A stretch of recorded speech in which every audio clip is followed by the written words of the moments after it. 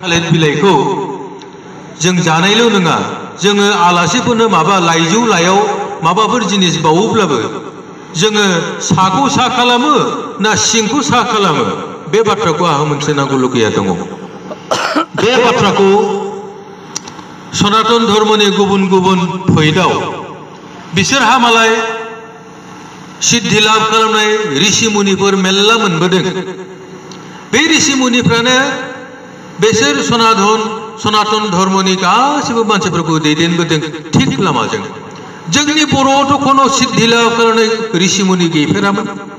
दंमोन नामा सोरबा? बर'आव कोनो सिद्धि लाभ खालामनाय कोनो ऋषि मुनि रावबो गैफेरामोन।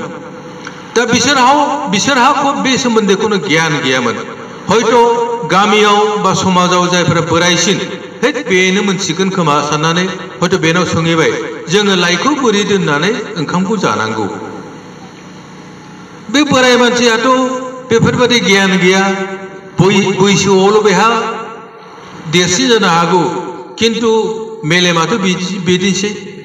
कोनो बे एक्सट्रा कोनो गियान गैया मोनाखै। बेखौबो जों दाय होनो हाया। बे हयथ' गावनि मेलेमजों बुंबाय साननानै बुंबाय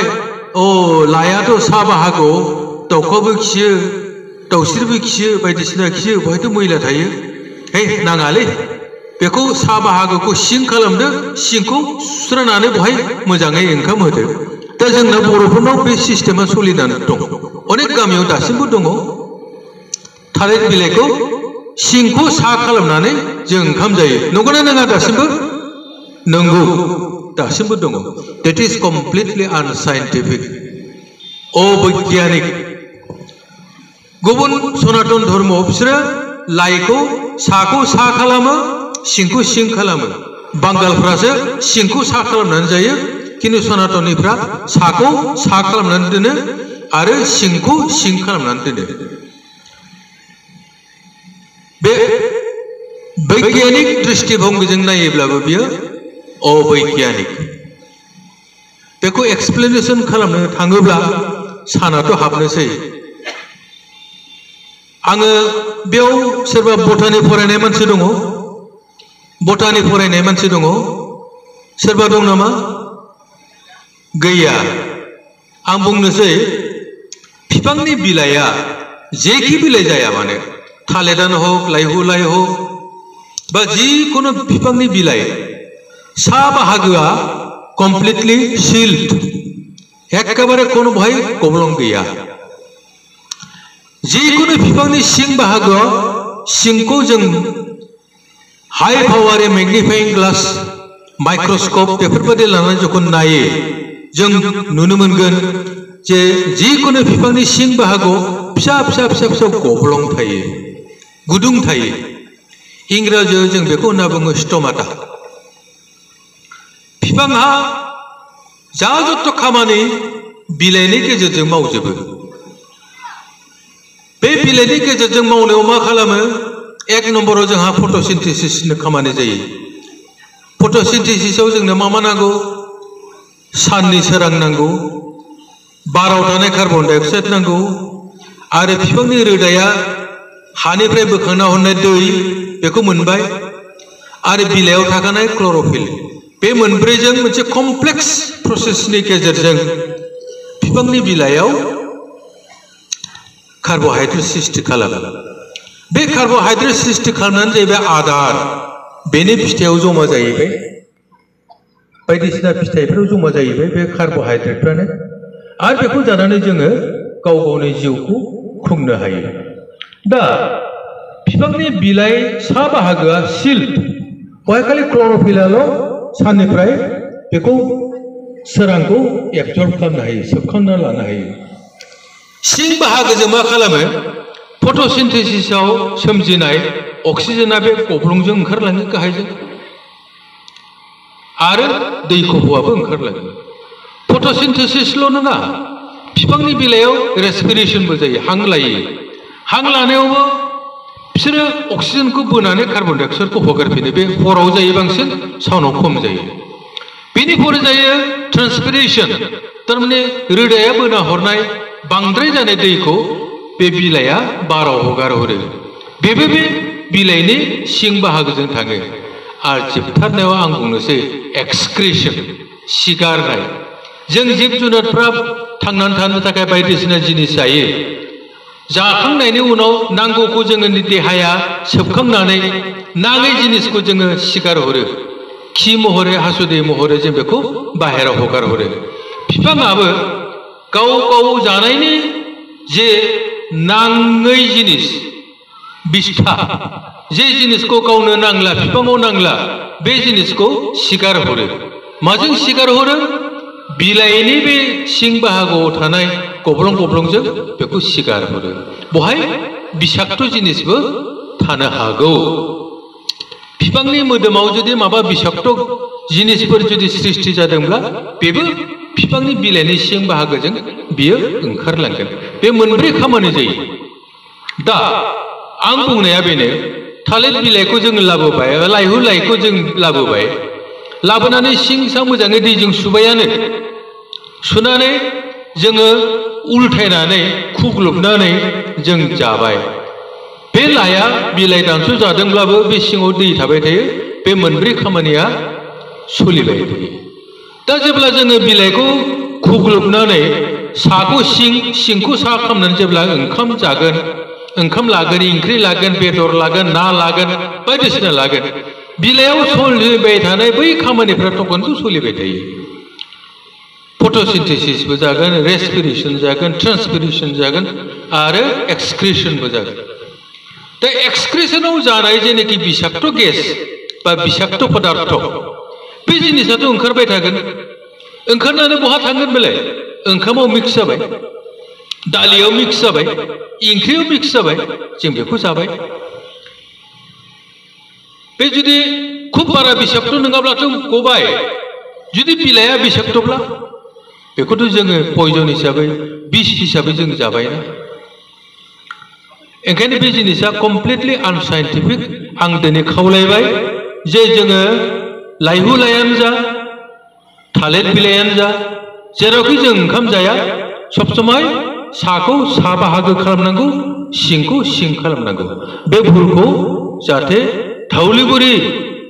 गामिनि रायजोफ्रा जाहाथे आरो भुल खालामा एक नम्बर बाथ्राखौ बुंबाय आङो दुइ नम्बर बाथ्रा आङो संस्कारनि बाथ्राखौनो बुंलांसै आं संस्कारनि खोथाल' बुंलांसै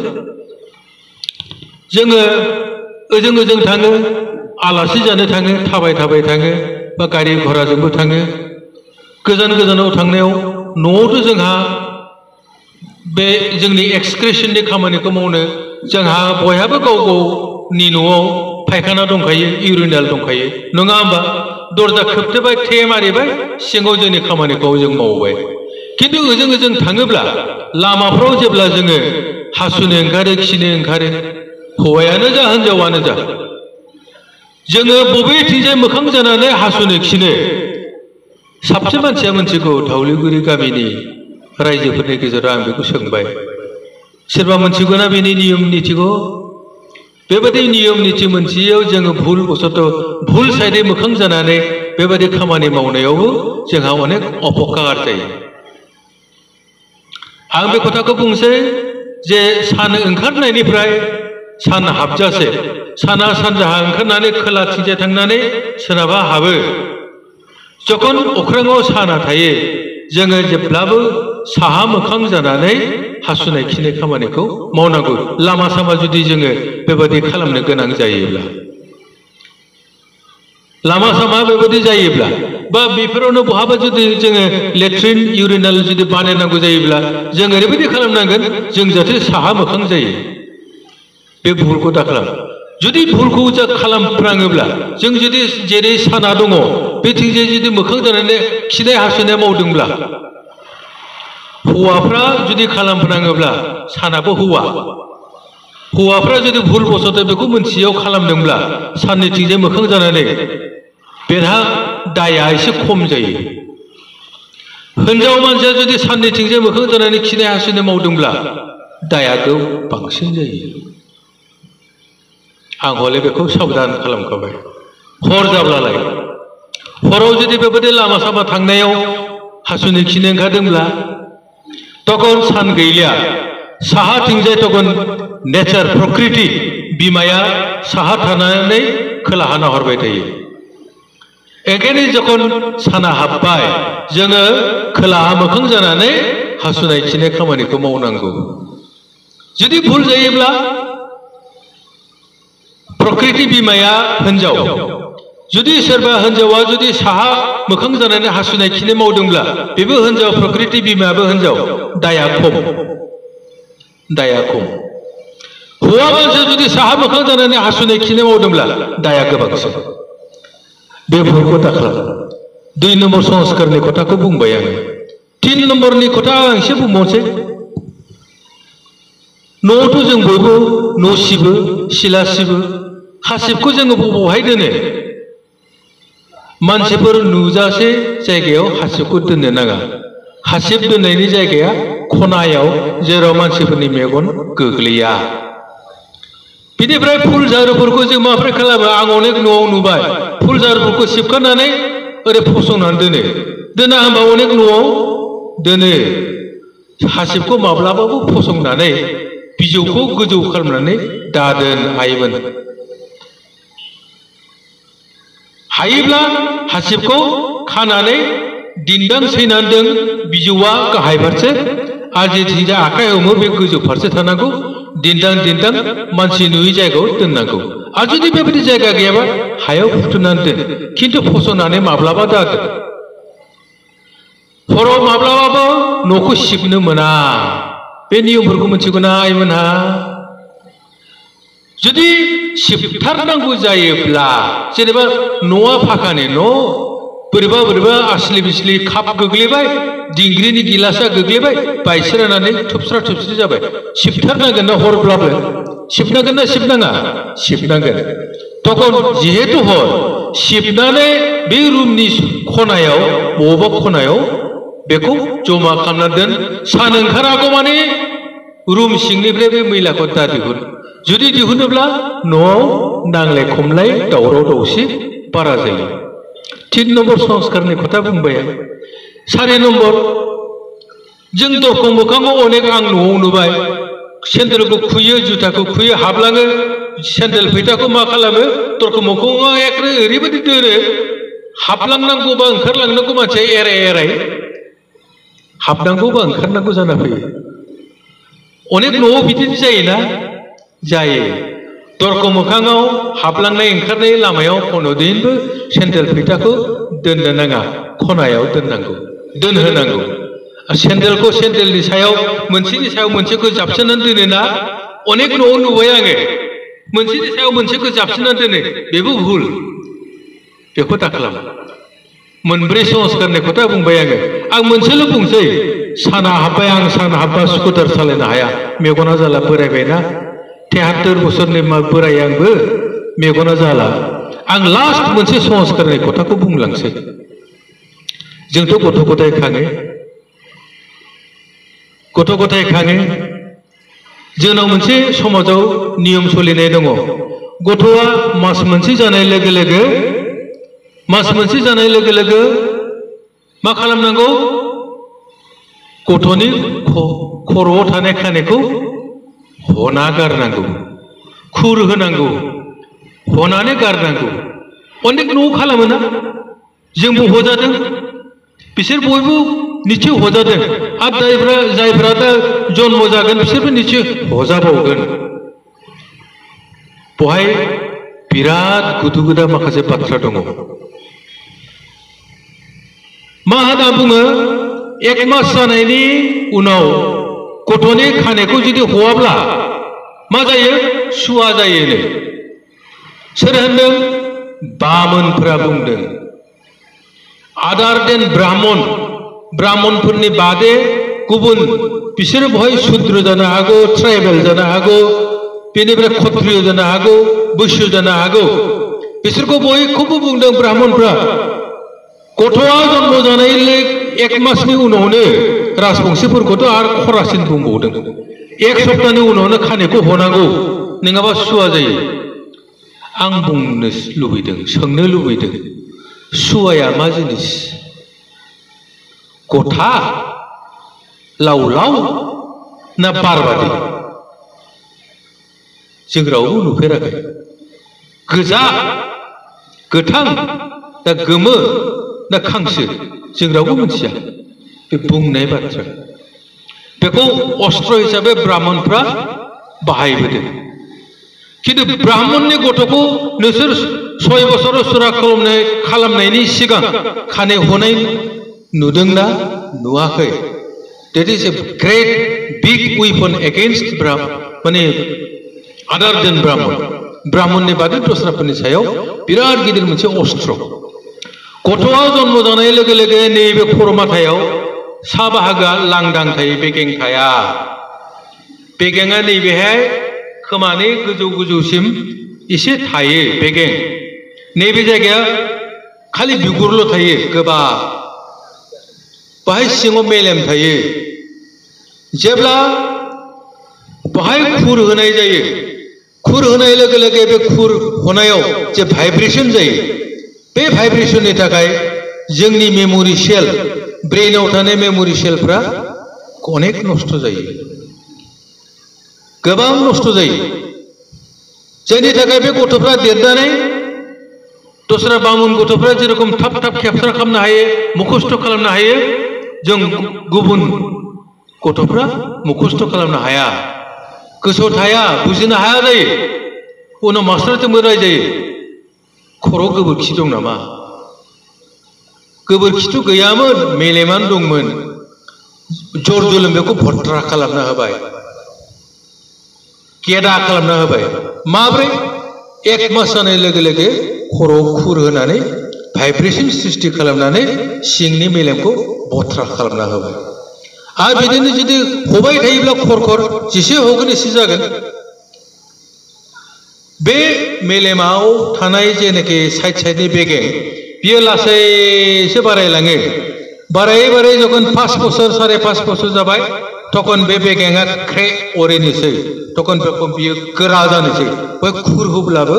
जेबो खथि गैलिया ओंखायनो बामुन गथ'फोरखौ खुनुदिनबो ब्राह्मणफ्रा खुर होआ 6 बोसोराव सुराकरन खालामनांगौ होननानै बिसोर नियम खालामना लादों आरो ब्राह्मण गथ'नि बादै दस्राफ्रा गासैबो नोंसोर खर' होनांगौ थारमाने ब्राह्मण गथ'फ्राल' ब्रिलियान्ट जाथों राजा महाराजानि समाव बिसोरल' मन्थ्रि जाथों गिदिर गिदिर अफिसार जाथों आरो ब्राह्मण गथ'नि बादै दस्राफ्रा मेलेमफ्रा गेदा जाथों